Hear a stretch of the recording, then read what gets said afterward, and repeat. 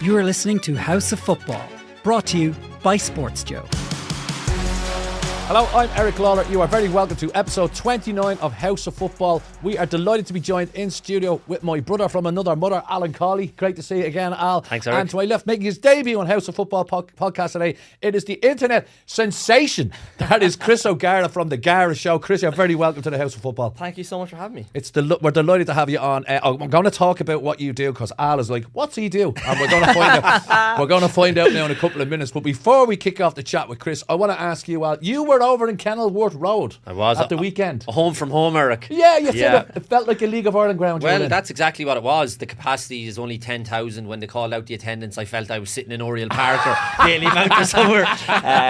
And yeah, it was all that old school character, kind of all the heritage that has gone with Luton over the years, and they still have held on to that. Probably the surprise was them getting promoted, but now that they're in the Premier League, they're trying to slowly change things, but it'll be a while, I'd say, before they do. So they still have that old school ground that when you're walking up through the streets, like going up the Daily Mount, and all you see is the floodlights. You can't even see any stands because they're at the same level as the houses. And you didn't have to go into someone's gaff to get out the backyard. No, luckily enough I didn't. But even in terms of beforehand, the access to the players, they're just parking up locally, the players, and just walking up into the reception area and on in through the dressing room. Spurs obviously rocked up in this big lavish bus, which was bigger than the stadium. Yeah. Because when I was looking at the streets, I was thinking, how's this bus even going to get in here? They'll have to park a mile down the road and walk up. But so it was all that. And as I say, I've been over there, as you know, years ago and played in some of those old school grounds. So I thought it was lovely because the week before we were obviously at the Spurs Stadium, which is phenomenal, as everybody knows. Isn't that just the complete opposite ends of the spectrum? The modern Spurs Super Stadium and Kenilworth Road. Unbelievable. And that's the thing, like Spurs Stadium is like Brown Thomas and Kenilworth Road is like the Hilltop store up at the top of the street, like, you know. So and that was the comparison. But when you're in that, like, don't get me wrong, it's a phenomenal stadium, and it at the moment, because they're doing well, the place is hopping and a brilliant atmosphere. But give me Kenilworth Road any day. Like, I was brought up with all that kind of stuff, and I know football is evolving all the time, and the money and the modern grounds and clubs are creating revenue, and the bigger stadiums, the more tickets to sell. I get all that stuff, but I still love the fact that there's still a little bit of the old school way in the Premier League at the moment. Obviously, I don't think they're going to stay up in the Premier League, but I think what they're planning is that to be as competitive as possible wherever they manage to be at the end of the season, if they were to stay up. But even if they go down, they're not spending huge money on the squad and putting the club in peril. That whatever money they make this year, I think they will put into the ground to try and renovate it in some way, shape, so or setting form. foundations for the future. Absolutely. And but it was an experience. And the man in the match, Chris, was Irish international Chidozie Ogbeni. You're obviously an Irish fan. You've been many times to watch the Irish team, and you mentioned even just before the show what Ogbeni brings to a team and the fizz he puts into the crowd. No, he's so good. He's just got that spark going forward. He's a player who can take defenders on, and like I was saying before the podcast here, it's not very often in the Ireland squad we get a player like that kind of talent. So we got to keep on to him, treat him well, and let him play ball. Yeah, just show him the love, I suppose. Exactly. I think that's all he needs, isn't it? Just he's one of them players to get you on the edge of the seat. And the Luton fans, you were saying, have really warmed. Yeah, him. we met him beforehand, and the little lad got a picture as well. He's a lovely lad, Ogbeni. Obviously, the little fella got a picture with everybody. He got a picture with everyone. He actually got a picture with everyone. We come to that, I'm sure. Love that. But yeah, we met Chidozie before the match. And just a lovely lad. I had known from before, obviously playing in the league here. But then when we were in the ground, obviously, and of course they're up against the Luton, and you're looking out at areas where maybe they might be strong, but he was the shining light for them. He was absolutely brilliant, Eric. And every time he got the ball, there was a surge in the crowd, like the place lifted. And he played on the left in the first half. So he was going up against Porro, was he? Yeah, and he caused all sorts of problems down the left in the first half. Then they switched him over to the right in the second half, and again something similar. They were down to 10 men, so he found himself in a lot of space as well. He got a lot of ball, put in a brilliant ball just after half time. What a sitter. Adebayo should have scored. And that was almost the story of the game, Eric, that Luton huffed and puffed, and there was an energy about them in the crowd and all, but they just lack quality at the top end of the pitch, and that's where is going to be their downfall. And one moment the magic at the other end of the pitch with Maddison, and it's a goal, and that's the difference. There we go, Maddison. You had to get Maddison in somewhere on the podcast. And we met him, man. And the young fella got a photo. I saw that. I was sorry. I was just to point out, I was down in Galway on Saturday for the semi-final Bows in Galway, And I texted Al because I thought you might be working for RTE, saying, "Are you at this match?" And he went, "No, with my two favourites." And he sent me a picture of his son and Youngmin's son at Kenilworth Road. So yeah, that's he did. He met, and he was lovely. Madison got a photo. They were all we passed the Cawley. Crouchy wanted me to do the broadcast with TNT, but I says no, I'm here on a day off. Oh, leave me no alone. way. But we met them all. Yeah, they were all, and it's so accessible. This is the thing, Eric, and that's what I'm saying about a home from home. We went to Turner's Cross to do the match on Sunday, and it was like Felt the same. Yeah, no difference whatsoever. Felt very much the same in amongst the crowd, chatting to the people, chatting to the fans. Brilliant. Chris, I know you're. Come here, this is where we're going to start delving into what you do, right? Because I'm really fascinated about this. You're involved in esports. You're like a content creator for not, what's it called? Not FIFA now. It's EA Sports. EAFC. Yeah. EAFC. There you go. But also, this is the mad thing. You were signed by Norwich as a content creator. Like, yeah. Can you explain to me how that happens, Chris? What goes on there? Yeah, I mean, look, I've been in the content creation game for a while. It involves like live streaming, making videos on YouTube, and just having a presence on social media. And yeah, just I was live streaming for a while. Things were going well, and then just one day, I was working with an agency, and they texted me and they said, "Hey, Norwich City have an esports organization. They're starting up, and they're looking for a content creator. They'd love to get you involved." And I'm like, wow. All right, that's kind of a big deal. I'm like, because even in Ireland right now, the content creation scene, as you guys are obviously aware, because it's probably a new industry to you guys, hearing about live streaming and all that kind of crack. It's not. We don't really get that many experiences like that here. Like a lot of content creators here are still on the way up. So getting an approach like that from they were a Premier League club at the time, I'm like, wow, this is insane. So I went in, got the contract signed, and it's been. So what does that involve now, Chris? So you're with Norwich now? Yeah. Brilliant. Okay, wow. So I had vision, like how do you even get scouted for that stuff? I had visions of club scouts walking around people's gaffs, going into their bedroom and all going, "Wow, he looks pretty nifty with the old controller there now." Big load of blokes in the bedroom with sheepskin jackets looking at you going, "Yeah, he's pretty tasty." I tell you, two lads in black suits, sunglasses came to the door to sign the contract. But no, crazy experience, and look, blessed to be in the situation to make it happen. And so what I do with them is they have an esports organization called 1J Esports, 1J being the postcode for the stadium. And they do content based around the EAFC game, or formerly known as FIFA. And so I make content for them. I do voiceovers, commentary. If they have any events, I get involved with them.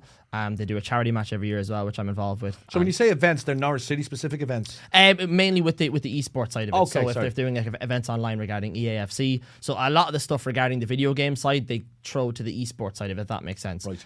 But then I once or twice I've gotten the pleasure to, a few times to work with the players and to do like reveals for like their cards in the new FIFA game. So that big launch that was on last week.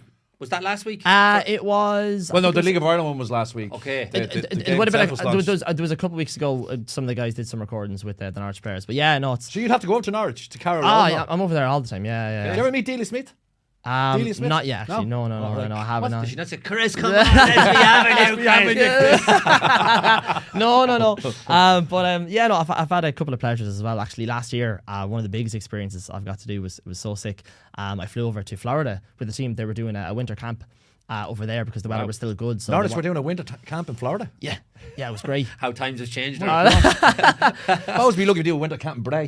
It was crazy. Got to go over there. I got to meet all the players. Obviously I met them already, but got to hang out with them, and it was fantastic. So we were doing kind of content for the game over there, and they were doing obviously the training and stuff, and it was fantastic. A couple of Irish players there as well. Ida, Amobamidele as well. He was there at the time, and Shane Duffy now, obviously. Duffy as well. Yeah. So who's your team though? Who do you support? Obviously Norwich now, but who did you support before Norwich won your affections? Man City is my team. Man City, right? That's the end of that conversation. I don't know. How are you? It never goes down well. It never does. Were you a bona fide City fan, or were you just jumping on the? So back in the day, I used to watch a lot of Spanish football. I was just encapsulated by like Messi, Sami Eto'o, that squad back in the day. I used to watch a lot of them, and my mates in school were always giving me the old edge, being like, "Oh, here, man, support a Premier League club because we can't talk to you." And I'm like, "Okay, then." So I was looking at clubs. My dad was a United fan, but at the time, because I watched Barcelona play so much, I was like, Barcelona win everything. Yeah. And United were winning everything. And I was like, I don't want to support a team who's just winning everything because it's boring. I was like, I want to support a team who's not winning everything. Who's about to win everything. Well, listen. Did me research. I did me research. All right. Was it the Guardiola factor that swung you? Oh, just, no, way earlier than that now, to be honest. But I seen that they were getting investment, and I was like, right, let's simplify this. Favorite colour is blue. Dad supported United. I was like, okay, City are like, I think they were like 10th or 12th in the league previously, and I was like, okay, these are gonna hit and miss. They might sign one or two good players. Let's see what happens. And the right decision. The rest is history. Oh my God, he's going to get chills every time I hear that. My mates every day, yeah, Oil Club, follow the money. I get it all the time, so anything you have, lads, throw it at me. I'm well equipped.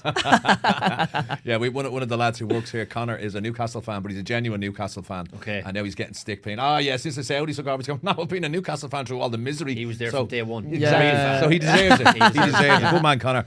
Right, so I mean, we might as well start with City. City and Arsenal was the biggest game of the weekend. Yeah. Another defeat for City. Like, I know that sounds.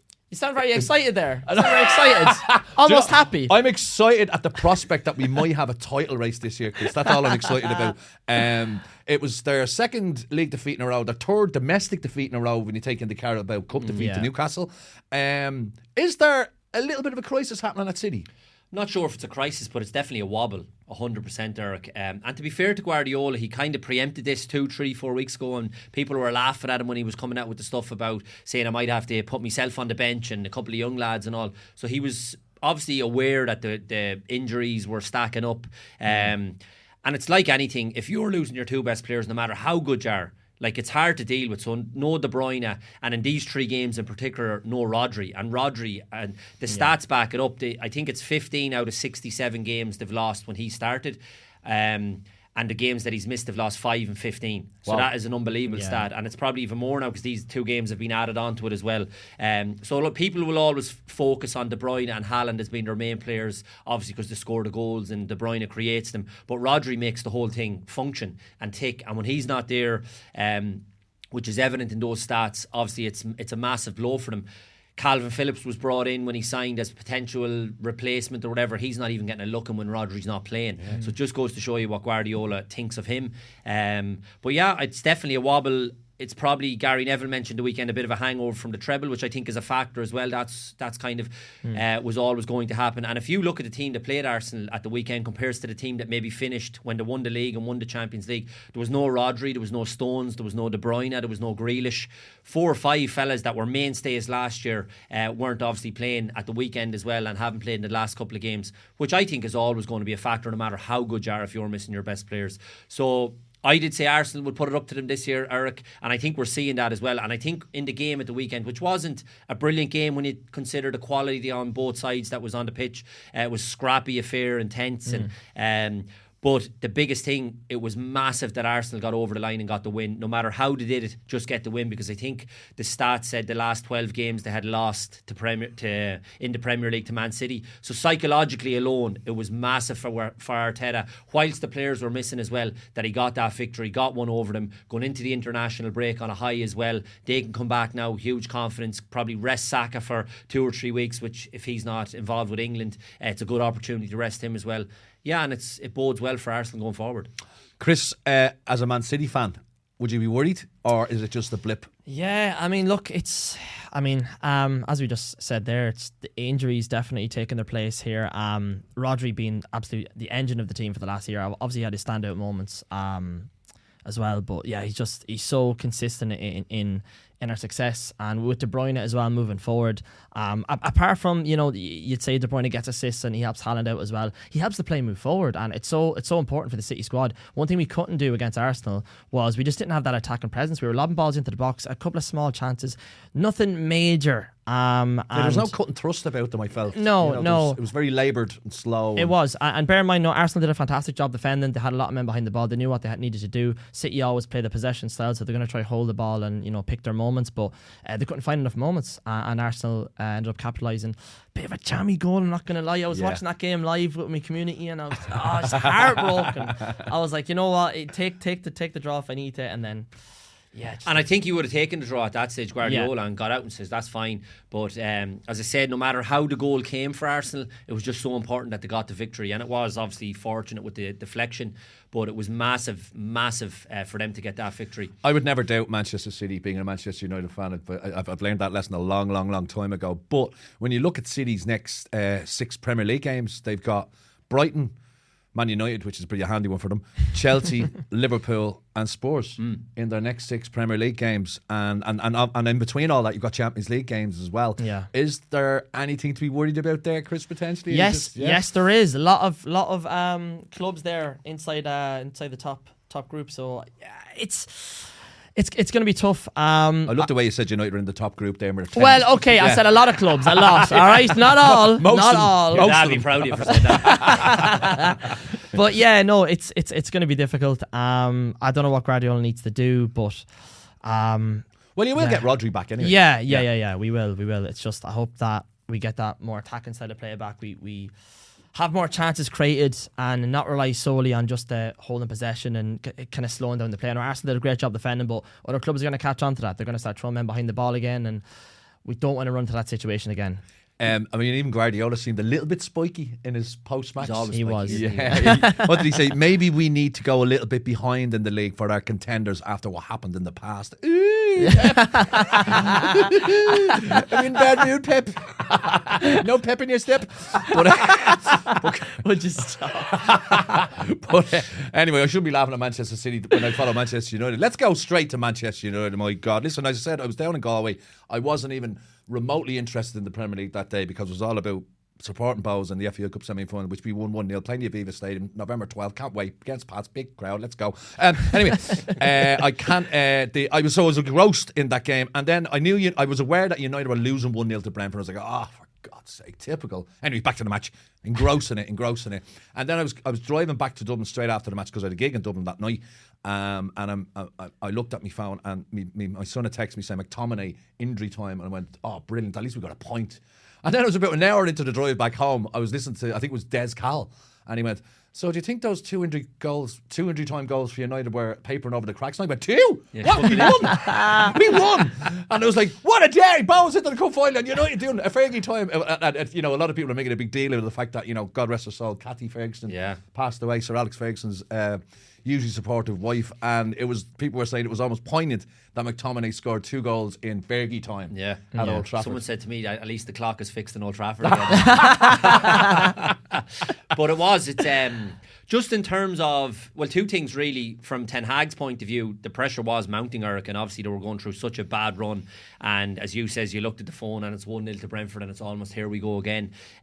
So for him to get the victory, especially in the manner that it came, but just to get the victory alone, I think it's massive just for him to allow him a bit of breathing space. Obviously, it's always the point I made there about Arsenal getting the goal and then going into that international break feeling we're ahead and we got the win and all, whereas it's doom and gloom if you lose and you have 2 weeks to rectify. You're having to wait till all the players come back, so there's that cloud hanging over you, and you could imagine how big the cloud would have been hanging over Old Trafford had they got beaten again. And as I say, the pressure would have mounted massively on Ten Hag. Even though I think there's a few problems, but I don't think he's the biggest one. Yeah. But just in terms of getting that victory for him was massive. McTominay as well, and we've mentioned him a few times, Eric. I like McTominay. Yeah, I always have. Good, honest lad. Has done great with Scotland in recent times. Obviously, Ten Hag doesn't see him for whatever reason as part of that midfield 3 or 4, whatever formation that he plays. But I think there is a role for him, and I think that role is being that squad player, coming on in the odd game, making the impact like he did at the weekend, or playing in League Cup games, FA Cup games, stuff like that. Because of the amount of games that they have, I do think there's a role for him somewhere, and a good fella to have around the squad. And it's almost ironic when you hear all these issues and problems with players' attitudes, yet here's a lad who's a really good lad, run through a brick wall for you, a great attitude, yet Ten Hag doesn't want to. So I think with Ten Hag, I think he probably does rate him in that when West Ham came in, they offered 30 million and he went, no chance, 45 million minimum. So he does see him as a player with ability, but probably going into this season thought he wasn't going to be able to start every game, and that's why. Yeah, and as I say, I don't see him as a solution long term, or one of the players that if you play him every week, we're going to topple a Man City or Arsenal or get above them I don't think he's that good, and Man United need top quality players if they're ever going to get close to Arsenal and Man City. So I don't see him at that level, but in terms of a role at the club and part of a squad, and you do need a squad now, I would have him absolutely 100% as part of that squad. So it was great to see him coming on. He's obviously had to bide his time this season. It's been difficult for him. He probably felt as though he was on his way out of the club and probably wanted to get out just to play games. But as I say, it just goes to show it's a reflection on him of his professionalism, that he keeps himself in good nick, doing well at Scotland, and to come on to have that moment was absolutely brilliant for him. So it was a massive win, massive. And I was delighted, another player who was linked with a move, the much maligned Harry Maguire. He got the assist in the end and had a very solid game. So I was kind of really delighted for him as well. He had his first happy moment in a Manchester United jersey in a long, it's been a long time coming. Yeah, he's had a tough one for the last long time. Like your observations on Man United as a Manchester City fan, Chris, from a distance, and what Ten Hag has done at United and where the problems are and where you see them going forward? I mean, it's kind of tough to say. I mean, the last couple of weeks I've watched some of the United games, and it's just it's very silly mistakes I feel like the squad is making. Individual errors. Yeah. I don't know if it's the lapse of judgment or what the crack is, but it just seems very amateur at times. Like you look at United through the years and you're like, this is a club forged with success. Do you know what I mean? They have absolute tons of history, and you think at the high level, even 2023 now we're talking, you think that, I don't know if it's management, if it's coaching or whatever, that they get the players on board and all on the same page, and it seems a bit all over the place. Yeah. Even with the likes of Onana coming in, what's your opinion on Onana? Because I feel like it's very easy to kind of judge goalkeepers in the first few games. I mean, David De Gea has great times, he's had his bad times as well. Yeah. What do you make of Onana? I think with Onana, I think the problem is he came in with such a hullabaloo. You know, he's going to completely change the way Manchester United play. He's bought primarily for his distribution skills. Guardiola waxed lyrical about him before the Champions League final, saying he was Inter Milan's most influential player because of the style he plays. The goalkeeper position, as we know, is one of those most unforgiving positions. You make a mistake, everyone knows about it, and you're demonised in the media. Onana, unfortunately, has had 3 or 4 of those in a row, and his confidence looks a bit shot. I understand Ten Hag has to rally round him and keep him. You know, I brought him in, so I have to stick by him. And still came out with a comment there last week saying, I still think Onana will be one of the best keepers in the world. We just need to stick with him. He's going through a rocky patch at the moment. I'm not sure about his shot-saving ability. David De Gea was brilliant at shot-stopping, although he did let in the cup final against City. Yeah. 2 crap goals. Well, not the first goal was a great goal. The second goal he should have saved. You know what I mean? And there was a few of them. Another goal against West Ham last season where he just trickled in. Onana's done a couple of that. It seems to be, though, anytime someone gets a shot on target, it's a goal. He just doesn't seem to be able to stop them. What's your opinions on Onana? Yeah, I haven't been impressed at all. As you say, he came in with a lot of noise around him in terms of how good he was and what he's going to do, and it was a big statement from Ten Hag to bring him in and get rid of De Gea, even though I felt De Gea was probably coming to that stage. He's been there a long time, just to even freshen it up. But yeah, he certainly hasn't had the impact that they were hoping for. And I would question a lot of, as you says, the distribution stuff is why he was brought in, and he's made mistakes doing that. But more importantly, if you're a goalkeeper, you're there to save the ball and shot stopping and all those things. And he's made a few howlers in that regard as well. So I think it's a big few weeks for him. Like Chris said, it is difficult maybe just adjusting to life at Premier League. He's probably come into a club that there's a lot of issues around at the moment as well, and that can be difficult, like it, and coming from a different country, just settling in.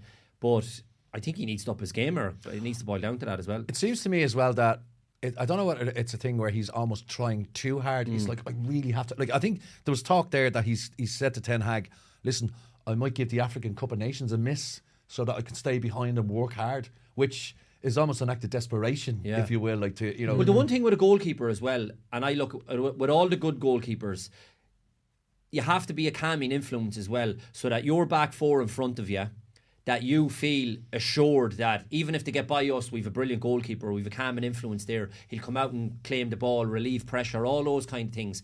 But if you're questioning what's behind you, that feeds into then the fear amongst the group and the players and the defence. And I think that's there at the moment, that insecurity about them, that they're looking, thinking, I'm not sure about this fella at the moment, you know. Whereas you look at all the great goalkeepers, they know, the back four know that we have a fella behind us that's going to, even if we get into a tricky situation, he's going to pull one out of the bag for us. He's going to help us in a dodgy moment. But whereas at the moment, any mistake that's been made is being absolutely kind of highlighted 100% because he's letting it in then. So it just feeds into the insecurity around the team. And like, we're obviously talking about him, but there's issues all over the pitch. It's not just him, there's problems all over and fellas making mistakes. Another player who's struggling big time at the moment is Casemiro. And I'm a massive fan of Casemiro and what a career he's had. He's been elite level for so long. All those titles with Madrid. It was had a great season with us last season, despite being suspended for half of it. But I mean, if you look at his stats, for instance, there, right, he's making fewer interceptions, 0.69 per 90 minutes compared with 1.43 last season, and 2.17 for Real in the season before that. His 2.91 tackles per 90 minutes is down from 3.77. He's winning fewer than half of his duels, according to Soccerman statistics. Is Casemiro a big problem for Manchester United? Massive, because the stats don't lie, Eric, and your eyes don't lie anyway as well. So when we were watching the games last year, as you said, the influence, you could almost see that influence that he was having, just his presence alone, and then obviously backing it up with what he was doing in terms of winning the ball and interceptions and all that. And again, like the point I make with the goalkeeper, he was that calming influence with all his experience. This year, it's just like he's been exposed from day one. I remember watching the Wolves game on that Monday Night Football, and they were just driving through the middle at every opportunity, and that's Wolves doing that to you. And he was the one that was being exploited time after time. And I remember even saying at the time, Al, that looking at Casemiro since he's joined you, I always felt that he needed 3 or 4 games to warm up, because he was suspended a couple of times last year, and after the suspension, it would take him 3 or 4 games to warm up. And I'd put the Wolves game, the second game, down to, no, he'll get better. In game 5, he'll be back to elite level. And there's been signs of it where you go, right, here we go, he's back. And then he just seems to have fallen off. It's just like it happens to everyone, but it's just the legs and energy. And that's why I was making the point about those games there, particularly the Spurs one, where McTominay should have come on again that second half, and just sit in beside him and basically be that protection for him and be his legs and his energy. You have Eriksen beside him, who's no legs and no energy. So you have 2 of them that are like that. Obviously brilliant on the ball, but the game is even more like, even watching the game live at the weekend, it's all athleticism and speed and fast play. It's always important what you do off the ball. Yeah, like Dave, you don't have the ball. Spurs, Basuma and Sarr, and they cover every blade of grass. It's phenomenal, their energy levels. Kulusevski on one side, and it's just incredible the amount of ground. Even Maddison covers ground, and people don't kind of associate that with him. So you look at United at the moment, and one of the problems as well, when you go back through the amount of wastage that's come in with the recruitment, they never seem to, since Ferguson has gone, they never seem to get the Casemiro at 25 in his peak years. They're signing Casemiro like Pogba and all these fellas, Sanchez, that marquee signings, brands and names, but not at the peak of their powers. And that's been a major problem, and that's a bigger picture stuff in terms of the recruitment. But I find that's a major issue with United as well, that you're not getting the player. And like Arsenal signed Declan Rice, and I've said this more times to you, Eric. You sign Rice now, you're getting 10 years out of him at the peak of his powers. And you look at him at the weekend again and the difference that he's made to Arsenal already. And that was sticking out a mile for me. He's perfect for what United were crying out for and looking for. And you get him now and pay 100 million or pay whatever it is at the going rate. And as I say, you're getting him for the next 6, 7, 8, 9 years. Easily, You know, whereas Casemiro, they've got a good year out of him last year. Now there's question marks left, right and centre about him. And he could be gone next year. Yeah, off to Saudi Arabia. Well, so you know what I mean? So and there's what's that 60 million gone down the drain? And you'd wonder too, if he was at the peak of his powers, would Real Madrid have let him go? Possibly not. Yeah. You got to ask the question though, right? Like with United, yes, they're bringing in some players, let's say, past their prime. I think that goes without saying. But at the same time, they're still world-class players. I mean, you see Ronaldo come in. He left. You see Casemiro coming in now. There's questions about him. You've Varane there as well, obviously, as injuries and all this. But I don't know. You got to wonder, is there something behind like some of the infrastructure? Like even what Ronaldo said about when he came back to United, saying that it was the exact same setup when he was there in the first place. Yeah. And you wonder, are they a bit behind the times? Is something else going on? Like if they're signing Casemiro, like you were saying about having Eriksen beside him, he needs somebody who can chase the ball, who can put pressure on. And you think signing somebody like that did accompany that with someone who can actually fill that role. So once again, it just seems like this organisation skills are, I don't know, they're not getting the right players in. Or yeah, I think with the formation that he likes to play, he's a manager that wants to dominate the ball. So he's thinking Casemiro, Eriksen, we'll have more of the ball, and he brought Mount in to be the energy, if you like, and be the legs ahead of them. Bruno Fernandes as well. Like, I'm not getting into a debate about Bruno Fernandes again. I'd have Madison any day. But just in terms of that.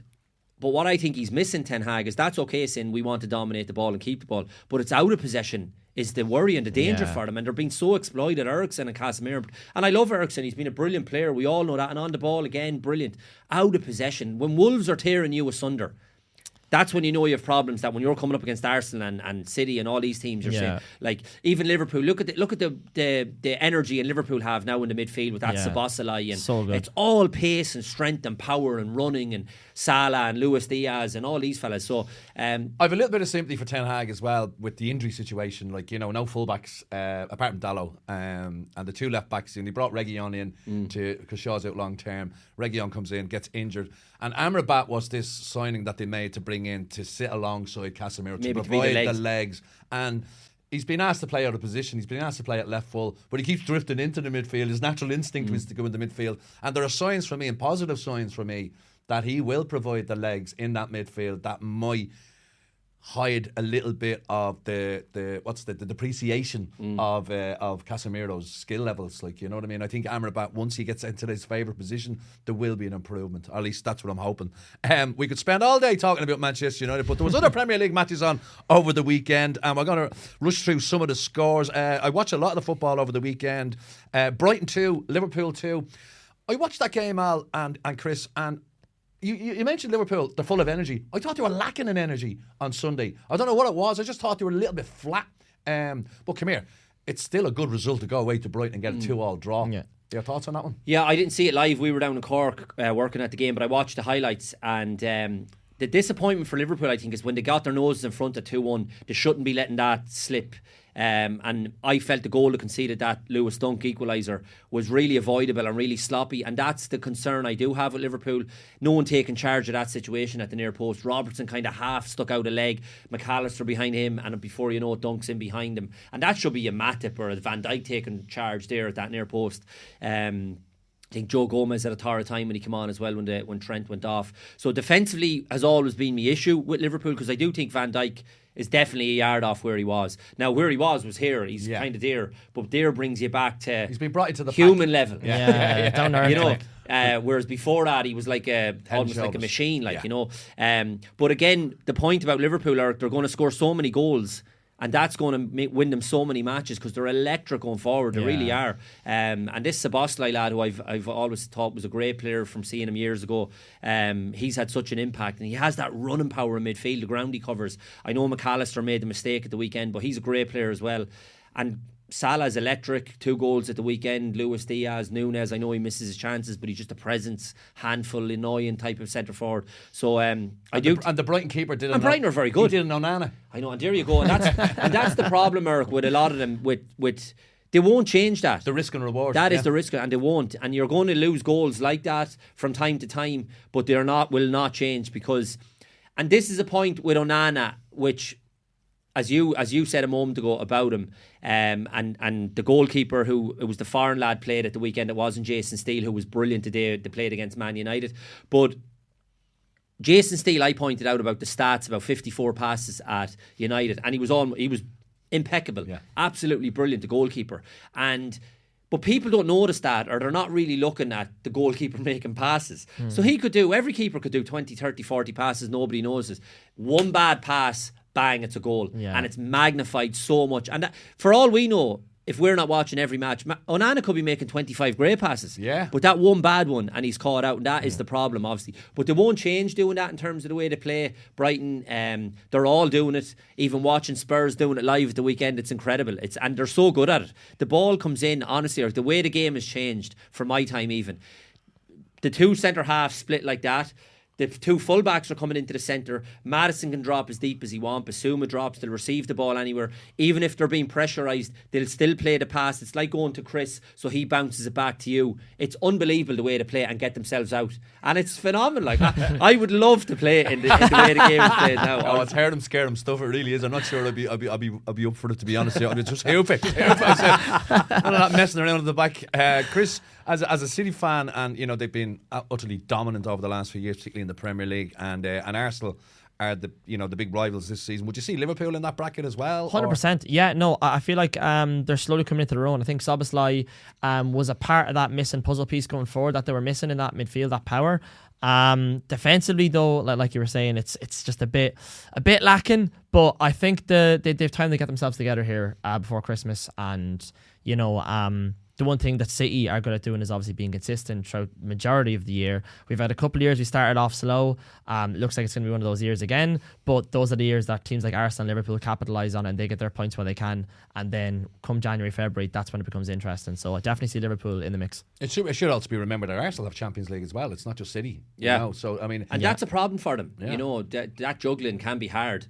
Like, that's why it's probably a great thing for Spurs not to be in Europe this season. Yeah, just the domestic games that come. And in terms of the way they play as well, he's constantly working on that. They're spending the whole week analysing opposition and how they're going to play, and then implementing what he's going to do. Whereas Arsenal you're travelling on Tuesday, playing the game. If it's there, whoever, Europe takes all that time on the training pitch away from you, and that's so important as well. If you're getting a free run into your games at the weekend, that has such an impact, just not only in terms of the freshness of the players, but just that kind of I suppose analysis of what the other team are going to bring and what you're going to do to try and counter that. So I don't think they'll win the league. I'm not going to get carried away here with Spurs, right? They won't win the league because the reason they won't win the league, it's only early days. He's only in the door, the manager. He's had an unbelievable start, unbelievable impact that he's made at the club. But if you lose Son or Maddison or Kulusevski, they don't have the squad at the moment. Like at the weekend, you're bringing on Skip and Ben Davies and lads that have been there on as pros, but they're not elite level. No, look, you need to. Spurs will need to get to the level of that. If you're replacing a Son or a Maddison, that you're bringing on like for like, if you can get to that stage, So they're not at that at the moment. And who would have thought even like that you would have Spurs winning games this year with Son going off against Liverpool and getting the win, and no Kane and Son at the weekend when they're getting, like, Son went off as well towards the end. So the team is almost unrecognisable, which is brilliant. The biggest standout for me at the weekend was the two at the back. Romero, who I was always mad about, but he was mad, and that was the problem. He was actually mad. Too aggressive. Too crazy. He'd do great things and then bang, he'd nail someone and it'd be a red card. Thinking, what is going on with this fella? This fella was on the verge of having the best man of the match performance you'll ever see, and now he's ruined it all by jumping into the crowd. He has that. He does have that element, doesn't he? Yeah. But he's so calm and composed now, even playing out from the back. I don't know, again, is it a calmness with Postecoglou and the influence he's having? But he's not doing the mad things. He still has the nasty, the streak in him, but it's winning the ball and doing it properly without, as I say, elbowing some fella in the face as he's walking by him. So, and Van de Ven as well, excellent at the weekend. He's had a really good impact. So they're not going to win the league, but if they were to finish in the Champions League places, which they're fully capable of, and as I mentioned here a couple of weeks ago, Postecoglou strengthens again in January. Because I think they're only 3 or 4 players away from challenging. I think that's how close they are. And again, he's been really good in previous jobs with his recruitment and an eye for a player. And he'll be already pinpointing who he wants to maybe bring in to strengthen. The future is so bright for them. Yeah, your impressions on Chris and Ange Ball as it is? I mean, yeah, look, it's really, really impressive. I think definitely what they lack is just that bit of squad depth, the extra players to bring on, and yeah, when Kane left, I was thinking, these could be in trouble. But no, isn't that possibly the best compliment that Ange has, that nobody's talking about Harry Kane? Yeah, no, he kind of left, and I think everything's kind of moved on. Do you know what I mean? There's no kind of missed left over, which is good for Tottenham, obviously. Yeah. So the only mention of Harry Kane at the weekend was from the Luton fans. Oh really? He left because you're shit. He left because you're shit. Oh yes, Harry Kane. They're not a mention. Yeah. And the team, like, there's a freshness and an energy, and even watching them as well, even before the match, small things are that you only see when you're there. To go down before the fans, in front of the fans. I think he used to do it at Celtic, but get the huddle going, the warm up, to do this little, they split up into pairs, and it's the partnerships that pair up with little, it's only a little passing drill, but to pair up, it's like me and you, Chris and Paul, or whoever you know. Right. So it's Son and Maddison, Romero and Van de Ven, Basuma and Sarr, the partnerships that are on the pitch that they're building constantly, and it's all hugging and high-fiving each other and and pals and friends, and Maddison's going around in charge of all that and getting them going. But the impact he's had as well, and the biggest thing about Spurs, We did meet them all. The young fella met them all. They're all sound, so I love them even more. Yeah, so it was great. Yeah. So Gene, little Harry's in a good place right now. Little Harry's happy man. Yeah, he's very happy. And the other results, I suppose, West Ham 2, Newcastle 2. A lot of people thought Newcastle would have a hangover from the glorious Champions League victory over PSG last week when they absolutely destroyed them at St James's Park in front of a really passionate Newcastle attendance, 4-1. It was a potential banana skin. West Ham went 1-0 up. Newcastle hit back 2-1, finished 2-2. Your impressions on Newcastle under Eddie Howe, Chris, and the season ahead looking forward? Yeah, I mean, look, Howe's done a good job. The squad now looks very, very good. That Newcastle squad is very nice to the eye. Gamaris has extended his contract. Yeah, 100%. Great player, him. Yeah, he's really, really good. But yeah, I don't know. I feel like Newcastle are now stepping into an area that they're not familiar with, which is having a lot of competitions on at the same time and keeping the squad fresh and everybody on the same page. Obviously, the PSG win absolutely fantastic. Definitely gave not only the players but the fans an experience of a lifetime there. You know, that's something that you get once. But we'll see how Newcastle do moving forward. In the league, I don't see them being consistent the whole way through the season. I don't know. And is it because of the Champions League? Yeah.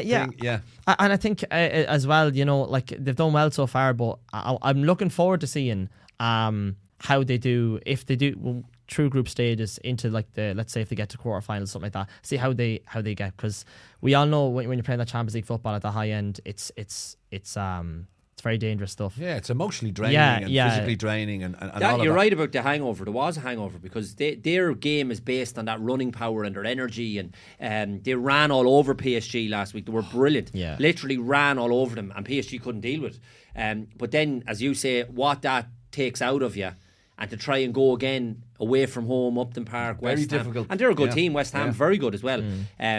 It was only till the second half that they almost kind of got their second wind and went and had that energy and got a couple of goals. But that will be the struggle for Newcastle in terms of trying to juggle the two, which can be they're only new to it. You have to become seasoned campaigners nearly to be doing that and get used to it. So, but they're in a really good place. Like Eddie Howe's done a phenomenal job there. You mean Jason Tyndall? Sorry, we keep going back to that. Another result, another potential top four team this year. Another draw. They were all draws after the Saturday, so all the games on Sunday and Monday were draws. No, it wasn't. Arsenal beat Man City 1-0. What am I talking about, Al? There was a good few draws though, yeah. There was a 1-1 draw between Wolves and Aston Villa. Aston Villa look really, really good under Emery. I know we've spoken about this already, Al. He's done a phenomenal job. But I'd like to talk about Gary O'Neill and the job he's doing at Wolves. Wolves, a lot of people tipped him to go down. I was one of them. Yeah. And I'm so glad that you brought him up, because he's done a brilliant job. When you think he was only in the door a few days before the season started, and when you contrast, look where Bournemouth are at the moment. Yeah, this is it. Unbelievable. And he done such a brilliant job at Bournemouth, because Bournemouth would have been nailed on to go down last year, and he done a brilliant job in keeping them up and doing well and playing good football at times. And for him to lose his job in the manner that he did, I thought that was a disgrace, to be honest with you. He got the opportunity now at Wolves, and he's having his imprint on that. They were brilliant tonight. You go back to the opening day of the season, and there's been performances where they've been excellent in games and not got the points. Obviously, they beat Man City, which was massive last week. And then to draw with Villa, because Villa, as you rightly say, are electric at the moment as well. And Neto has been brilliant, hasn't he? Obviously a full... Like, a Neto was one of those, when he burst on the scene first, you're thinking... He'll be a year or two at Wolves and one of the big clubs will take him. He was that good. Obviously, he's had his injury problems, but he looks like he's slowly but surely getting back to his best now. He did miss a great opportunity, and I think it was at 1-1 at the weekend. But the run he made to set up the goal as well. He's a brilliant player. But Gary O'Neill, 100%, Eric, has done an absolutely brilliant job, and I'm so glad for him, because the way he lost his job at Bournemouth, and you look at Bournemouth right now, I'd say the fans are scratching their heads. Yeah, well, I mean, the new manager was brought in because he was seen as not to put a label on him, but in the press they were calling him the new De Zerbi. And they had their eyes on him from a long time. They knew that they were going to get this man in, and Gary O'Neill was unfortunately pushed out the door to bring this guy in. And at the moment, it could be that it's his first season in English football. He's getting used to the Premier League. Yeah, you have to be allowed a little bit of time in that regard. But just in terms of the contrast from where they were last year under Gary O'Neill, and then him to go to Wolves doing what he's doing, and you look at Bournemouth. Yeah, there's a huge contrast there. I want to move away from the Premier League. We've discussed in depth the Premier League now for teams that we didn't discuss there. Actually, before we leave, there is one team we should discuss. And are they back? Are Chelsea a force again? Sterling looked good. That's Yeah. all I'm going to say. Not named in the it's- England squad, but he still looks like he's playing well. Yeah, I mean, look, he's has a player who. I mean, Sterling's had inconsistencies for a long time. Even in the City squad, Guardiola chose to kind of replace him over time, kind of slowly kind of filtered him out of the squad. But going to Chelsea, he came into his own on the weekend. He was absolutely phenomenal, involved in, I think, nearly every single goal. Yeah. Really, really good. And I think Chelsea are... They've a bit of hype around them now. I mean, obviously they've had a disaster for a while now. Yeah, I mean, I don't know. What do you guys think? It's amazing that, 2 weeks ago we were going, my God, will he last till Christmas? And now he's manager of the year. Yeah, even when we were having them chats, Eric, I thought like he's going to Eventually turn it around. Yeah, and I don't even mean turn around as if like they're going to take over from Man City or Arsenal. It was always going to take time, but definitely turn it around in that they'd be back up where they should be and challenging in that top four. And Mudryk got his first goal last week. yeah, and they played really well that night as well. I watched that game against Fulham on the Monday night, and then to follow that up, games they should be winning, bear in mind, Yeah, Burnley of and Fulham. But because of the run that they were on, obviously there was a question marks, as you say, people were suggesting would he even last. He was always going to last. But the problems, and this is where people, sometimes you only look at Saturday at 3 o'clock on a result. What he inherited was an absolute mess. So he was trying to have to work wonders in terms of Monday to Friday with the issues that were going on at the club, and then try and prepare a team to get ready for Saturday as well. So there was probably a lot going on, and there still is a lot going on that he's probably having to weave his way through. But just in terms of the last couple of games, you can see a bit of shape on the team. The midfield, Fernandes and Caicedo and Gallagher were very good in the Monday night game as well. I didn't see the game at the weekend, just the highlights as well. But games they should be winning, but I always felt Pochettino, he's a really good manager. And you mentioned Sterling there. I think Pochettino will be brilliant for Sterling because he has that man management qualities that he'll put his arm around someone like Sterling and mind him and look after him. Yeah. Absolutely. Yeah, he has those qualities, Pochettino. Okay, that's the Premier League done and dusted. We will move on to the it's international break. It's back in the on the Stephen Kenny gravy train again. Ireland play Greece on Friday night in the Aviva. It's been a disappointing campaign. There's no ways of dressing it up. We've two games. We've got Greece at home, Gibraltar on Monday. What are your expectations going into them games, Chris? What do you hope to see in the two games? Well, I mean, look, I won't lie to you. In the last game against the Netherlands, I was very impressed in the pressing play that we were doing. It was great to see Adam Ida battling with Van Dijk for the ball. Ogbene on the wing as well. Once again, we were talking earlier about that kind of forward pressure he has, and I think what the Ireland squad can do, even against better teams, so coming against Gibraltar, hopefully we'll do well against them, is we may not have the talent of the other teams and the high level players, but what we do well is that pressure football where we get everybody behind the ball and we push from forward and make the other team make mistakes. And I feel like in the Netherlands game, at least, I was really, really happy with how they done that. And I think going into this game on Friday against Greece, that if we play that kind of same kind of football, we should win. Yeah, I mean, I think that's an interesting point. We were very good pressing against the Dutch, I think, for about half an hour, 40 minutes, and then the Dutch kind of... It slowed off a bit, though, yeah. Sure. I mean, it was nearly impossible to sustain that level of intensity. But I suppose the difference for me, Alan, going into this game on Friday, in terms of getting a win and producing the performances, Adam Ida, I thought, had a really good game against Holland. It was one of his better games. Got the goal, delighted for him, pressed really well. He upset Van Dijk. But we've got Evan coming back in now on Friday, and I just think that's going to make a massive difference to that team. Yeah, absolutely. And that was, I suppose, why we were all a bit down going into those games, well, even though they did well. But he was coming off the back of a hat-trick, and that was the week leading up to the game, and we were thinking, can he have a real impact in these games? And we need him and we want him, and if he could produce anything like the form he was showing, it would be great for us. And of course then he misses out, so to have him back is a big plus. I don't think he scored, funny enough, since the hat-trick. Yeah. Now, I know he's been injured and he missed a couple of games, but the 2 or 3 games that he's been back, and deserved. He's taken off after an hour against Liverpool at the weekend. So again, they're minding him and protecting him, I'm sure. But for us to have a player of that quality, I know he's very young, and I'm always conscious of the fact of how young he is and not pinning too much responsibility on his shoulders. But he is the player that's playing at a really high level, and one that I suppose we don't have too many of those, and we need him to perform. But the one for me, we mentioned him, Ogbene, like going into this, is having a really good run at Luton at the moment as well, and if he can bring that form in, so all of a sudden you've Ogbene, Ferguson, adds a whole different dimension to that attack as well. So hopefully for Stephen's sake, we want to see him get a win, because I know there's a bit of a cloud hanging over at the moment and people thinking, is it coming to the end, is this it? I know he'll see out the campaign, but who knows, Eric, if you were to beat Greece, beat Gibraltar, you have 6 points on the board, does it open up another debate then again about maybe Stephen potentially staying on? Who knows? But just for, if that debate does occur, he has to get 6 points out of these 2 games for him to have any chance of keeping the job. Minimum 6 points. I don't think even a draw and win against Gibraltar will save him or keep him in the job. If he wants to reopen that debate and put his case forward, he has to win these 2 games, so that we're going into the Holland game on a high, 6 points. As I say, the debate will be all going again, and then the debate would go to, if we had the 6 points, I know I'm jumping the gun a bit here, but if we had the 6 points, all the narrative going into that Dutch game will be, if we beat Holland, Stephen, we'll keep him on.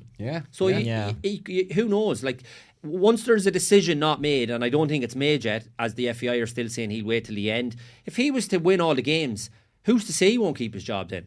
Yeah, it's a valid point. Would you agree with that, Chris? Yeah, no, 100%. I feel like he's against 2 sides coming up that he should get the win for, realistically. Well, Greece are good now. I wouldn't say he should get the win. Greece are decent. Well, yeah. But I just... But at home, for him to...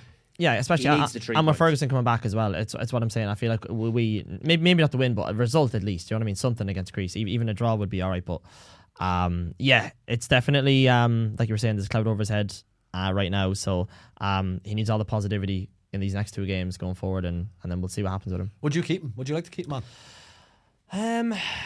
I don't know. It's kind of tough to say. It really, really is, because you get some moments where you're like, oh, the Ireland squad's playing a bit of football now. This is actually great to see. And then you have other moments where you see silly mistakes and you're like, you come up, sometimes we have games against obviously higher clubs, or higher international teams, and we're like, oh, we're completely out of our depth here. So it's kind of a hard one to judge. Well, what do you guys make? I suppose what's we've always been for him. Yeah. So from day one, and we were delighted, all that stuff, like knocking over old ground, but we always want him. We just think it's at the stage where the results and the campaign has been disappointing. Yeah. And that's what brings the pressure on. And whatever about losing to France and whatever, like, we're never going to beat them, but the Greece game away from home and stuff like that, that's where it brings the pressure on him and causes the conversation then to turn the other way. So, but that's my point about, like, even after the last doubleheader, I said to Eric here, I feel as though this could be coming to an end, like it's not looking good. But here we are now 3 days out or 4 days out from that game, and as I say, if he was to win, because there's still no decision made, if he was to win the 2 games, maybe that debate reopens and we'll have it then. But so he's still, while he's still in the job, he's still fighting for it. He was asked recently, very recently, about his tenure so far, and he says, have I done everything perfectly? No, I haven't. I'm not suggesting that, but the broad strokes, if we didn't bring all those players in, and maybe people think we brought too many in, what were the alternatives and where were they? You know, so you can understand. Yeah, and he's putting up his case, and that's fine, and he has brought a lot of players in. I always go back to it. That's fine, bringing the players in and the teams that we're not expected to beat. What's killed Stephen is the games that we should be, like the Azerbaijans and all. Like, the teams that are ranked in and around us. Yeah, and we're not beating them. Yeah, that's probably. And we've no entitlement to be beating any teams. Not. Difficult games, we all know that, but they're just the ones that bring the pressure on. Yeah, So that's Ireland. Listen, I think I agree with you, Al. I think what we need to be, for Stephen Kenny's sake, and I love Stephen Kenny as a man and as a coach, and 6 points minimum required this weekend and Monday. Before we finish the podcast, it's very important that we look at the blue ribbon event of Irish football, which is the FAI Cup. The FAI Cup Final will take place on November 12th. And it features a repeat of the 2021 final with Bows taking on St. Pat's in the Aviva. The last time the 2 sides met, it was a record crowd, 37,000. Al, your thoughts on the upcoming cup final? Do you think it could be an even bigger crowd? I'm every bit as excited as you are. I can't wait for it. I cannot wait for it. Yeah, no, I love the FAI Cup. It's our showpiece day. Luckily enough, obviously, to work on it the last few years, and I live for the FAI Cup. Even the semi-finals at the weekend, it's such a brilliant competition, because it is that blue ribbon event, and it's the one day we get the 4 or 5 hours coverage to show ourselves off in the Aviva, and the crowd was an absolutely bumper crowd, and I think it could be even bigger this time, because it's the final I wanted. No disrespect to Cork or Galway, but I wanted the 2 best teams out of the 4 that were left, and we've got those 2 best teams. There's not much between them, Both clubs are on a real high off the pitch at the moment. There's a lot of positivity around both clubs. Their attendances are up in Inchicore all season. John Daly's done a brilliant job since he's come in. Similar in Dalymount, the news that broke during the week about the planning permission for the redevelopment, that can't happen quick enough. People can't get in the doors of Dalymount quick enough. So all the positive signs around the place will feed into what we're hoping will be an absolute brilliant game on the 12th of November in the Aviva, and I can't wait for it. I'm really looking forward to it. We've had 2 great semi-finals, huge crowds in Galway, which was great to see. They'll be a big addition back into the Premier Division. Similar with Cork, huge crowds, but I hope they don't go down, because we need a good Cork functioning in the Premier Division as 100%. Well. But just in terms of the semi-finals and that competition, the 2 best teams went through, and the 2 best teams that I want to see. And roll on the 12th of November, Eric. Oh, me nerves, I can't cope. And it's still over 6 weeks away. Like, oh my God, I can't cope. Would you watch League of Ireland yourself, Chris? To be honest, I have a confession. I literally don't follow League of Ireland at all. I've been waiting for the right moment to kind of Cup final November 12th, the Aviva. Can I make a point? Content creation on the 12th of November in the Aviva. You'll fill your boots. No, I'm all for it. I'm very much. I love the idea of getting behind your homegrown teams, but I haven't been able to find a reason to find myself attached to a team. Do you know what I mean? Because like, as I said, my dad was a United fan, so I was automatically brought into the kind of the UK kind of side of it. So I didn't really have anyone to kind of push me into the League of Ireland. So I'm kind of. Where are you from? Meath. Meath. Okay, so let me think now. You're definitely Bows. Bows will be the closest team to you. Are you living in Dublin? No, I'm living in Cavan. Cavan? All right, then Dundalk, I suppose, wouldn't it? Yeah. Nah, don't go there. Ground's shit. Just Paul's giving me the devil's make stare. an excuse. Make an excuse to go. You won't regret it. All right, Eric. You won't regret it. All right. I think it's on the up. The game is on the up, and what we're trying to do is encourage more and more people. Yeah, well, maybe that. Like now, the Aviva, what you'll see on the 12th of November, you won't see every Friday night at the local grounds. Let me tell you. But in terms of a starting point, just go along. Bring one of your mates. Bring your pal. Go along. You'll have an unbelievable day. The place will be packed out to the rafters. Like it. The atmosphere, the electricity. Honestly, it's incredible, and it will be incredible that day as well. 2 really good teams as well. Lots of young talent. It'll be great, Eric, won't it? Oh, it's and I loved Declan Devine's immediate post-match interview at Galway, and the emotion, unbelievable, in his and eyes. that's what Declan brings. He does, and the Bows fans love that, don't they? And they feed off that. So there's a real kind of relationship with those there. And not to mention an unbelievable photo that I seen at the weekend as well, Eric, where I want someone to look at me the way you look at Declan Devine, and the way he looks at you. There was a moment in time there on the pitch at Terryland Park, and I was like, look at them. Oh yeah, the amount of slagging I'm getting over that picture is unbelievable. It was just a moment we had, because I've been very fortunate, I suppose, to get to know Declan since he took over. Good fella, Declan.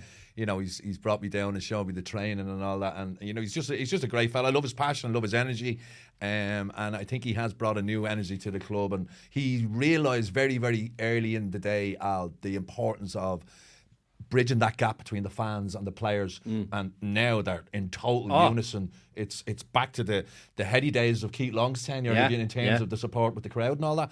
I'm hugely excited for November 12th, but also tremendously nervous. Obviously, we want to get revenge after being beaten. Of course, and even you think of the build-up, Eric, to the last one, obviously 2021, and it was all around Keith having done such a brilliant job, but needing to get over the line. Stephen O'Donnell was only in the job at Pats. There wasn't as much kind of pressure. Obviously, when you get to the final, you want to win, whether you're there 3 months or 3 years. But for Stephen, I felt there was a lot more riding on it for Bows and for Keith, as opposed to Stephen and St. Pat's. And of course, they came up short, and that could have been the beginning of the end, I felt, for Keith as well at the time. Whereas here they are again now, and it is so important, and not to heap pressure on Declan or Bows, but they nearly do need that. But then you flip it over to John Daly, who's done such a brilliant job, and obviously we covered the game at the weekend, and his stats, Eric, since he's taken over, they've played 19 games, and he's top of the pops. Oh, really? Top of the pops after in the league. They're 1 point ahead of Shamrock Rovers. So it just goes to show the job that he's done since he's taken over.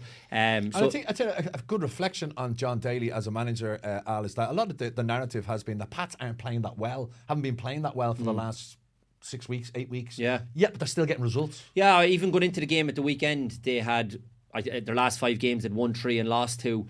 So it has been a bit inconsistent, a bit patchy, but against Cork, they just did enough. They weren't great, they weren't impressive, but they always had that bit of quality extra to what Cork had. And Cork huffed and puffed, but they're limited, hence their position in the table. And the concession of 59 goals has been a disaster for them. And obviously, they coughed up a soft one after 10 minutes on Sunday as well. Second half, Pats managed the game really well, and they never really looked like scoring Cork. But it has been inconsistent in the last few weeks. But I still think there's a team there that'll cause Bows problems on the day. The same way as there's a team with Bows that'll cause them problems. There's not much between those two teams. Well, they've played 3 times this season so far. 1 draw and 1 win for each team as well. And they've 1 more league game to go as well in Dalymount. Well, that'll be interesting because that could be a case of 3rd, 4th or whatever. Yeah. It's going to have because I think Pat's running is really difficult. Usually. They have Derry and Shamrock Rovers and Bows. And I think Sligo Rovers is the other one. So so everybody thinks they're nailed on for Europe. And it's amazing when you get to the cup final too, you don't want to take your eye off the ball in terms of the bread and butter stuff. So they've an important few weeks coming up. Yeah, it really is. It's an exciting time in the league, particularly if you're a Bows and Pats fan. Okay, so that has brought us to the end of episode 29 of House Football. Chris, it's been an absolute pleasure having you on. And thank you. If anyone it's called the Gara Show. The Gara Show. The Gara Show. Yeah. He gets about 8 billion people watching him play games live on Twitch. Go and check him out. He's amazing, a brilliant content creator, and we hope to have you on again, Chris. Thank you. Al, always a pleasure. You're an encyclopedia of knowledge and passion. Love the bones of you, pal, even though you love James Maddison. And so I've been Eric Lalor. It's been great. If you have liked the comment, if you've liked the podcast, give us a like on iTunes, give us a review, and if you're watching us on YouTube, get involved in the conversation, leave us a comment below. We'll see you all again next week. You've been listening to House of Football, brought to you by Sports Joe.